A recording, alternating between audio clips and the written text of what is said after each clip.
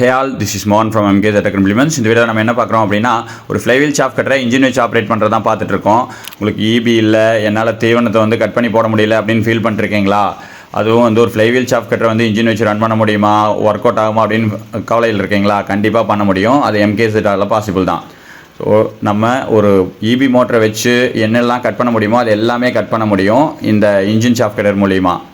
இது உங்களுக்கு வந்துட்டு பார்த்திங்கன்னா ஒரு மணி நேரத்துக்கு ஒரு 700-800 மில்லி தான் எடுத்துக்கும். ஸோ அதனால் வந்து ஆப்ரேட்டிங் காஸ்ட் அப்படிங்கிறதுமே கம்மி தான்.